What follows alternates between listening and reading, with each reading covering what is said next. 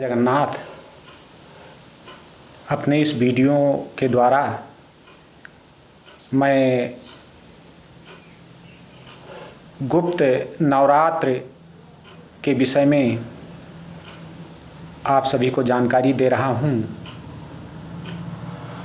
क्योंकि देवी माँ के जितने भी उपासक हैं वह वर्ष में 2 बार, एक चैत्र के महीने में वासंतिक नवरात्र में देवी जी की विभिन्न उपचारों से पूजन करते हैं, व्रत करते हैं, आराधना करते हैं। और जो दूसरा नवरात्र है वो जो है अश्विन शुक्ल पक्ष की प्रतिपदा से नवमी तक, जिसे हम बोलचाल की भाषा में कुंवार का महीना भी कहते हैं, जो शरदीय नवरात्र के नाम से जाना जाता है, क्योंकि शरद ऋतु में ये नवरात्र होता है। हम इसका वैज्ञानिक विवेचन नहीं करेंगे, क्योंकि जितने भी व्रत पर्व त्योहार बने हैं इन सब का बड़ा ही वैज्ञानिक महत्व है, क्योंकि ये सब त्योहार या व्रत उपासना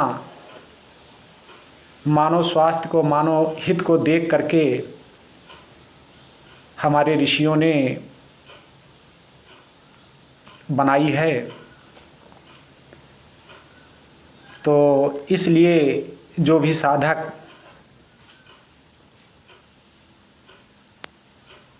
इनका पालन करते हैं उन्हें इसका विशेष लाभ प्राप्त होता है, इसमें कोई दो राय नहीं है। तो बात हम कर रहे थे गुप्त नवरात्र की। तो साल में जो ये 2 नवरात्र पड़ते हैं, एक वासंतिक नवरात्र और दूसरा शरदीय नवरात्र, इसके अलावा 2 नवरात्र और भी हैं। एक माघ के महीने में, माघ के शुक्ल पक्ष प्रतिपदा से लेकर के नवमी तिथि तक, और दूसरा आषाढ़ शुक्ल पक्ष की प्रतिपदा से लेकर के नवमी तिथि तक, जो गुप्त नवरात्र के नाम से जाने जाते हैं। इन नवरात्र का विशेष महत्व है। यदि कोई भी साधक गुप्त रूप से गुप्त नवरात्र में माँ की साधना करता है, व्रत करता है, या दुर्गा सप्तशती का विधि विधान से पाठ करता है, तो निश्चित रूप से उसे भोग और मोक्ष सब कुछ प्राप्त हो जाता है। इसमें कोई दो राय नहीं है। चूँकि गुप्त नवरात्र गुप्त साधना के लिए ही बने हैं। यदि हम गुप्त नवरात्र में विशेष देवी मंत्रों का जप करें, अनुष्ठान करें, या केवल दुर्गा सप्तशती का जो पाठ का एक वीडियो में मैंने क्रम डाला है, कैसे करें देवी की आराधना, आप उसे भी देख सकते हैं। 9 दिन तक नियमतः हम दुर्गा जी के 13वां अध्याय का पाठ करें, या दुर्गा जी का जो महामंत्र है ओम ऐं ह्रीं क्लीं चामुंडाय विच्चे, इसका जप करें, तब भी विशेष लाभ प्राप्त होगा। गायत्री साधना का भी जो है ये विशेष समय होता है। यदि कोई भी साधक, गायत्री साधक इस गुप्त नवरात्र में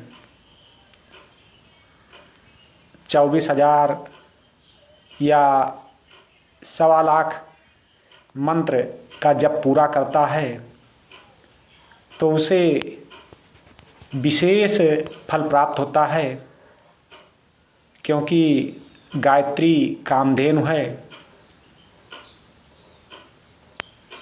गायत्री के जप मात्र से ही इंसान सब कुछ प्राप्त कर सकता है।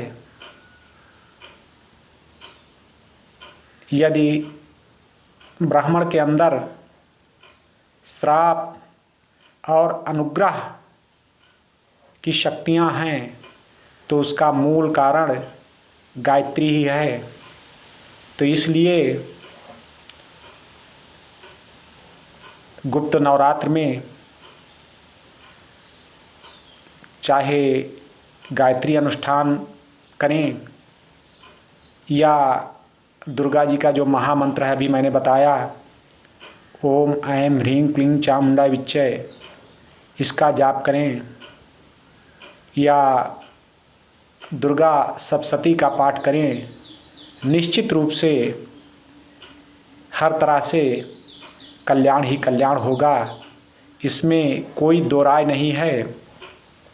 जय जगन्नाथ।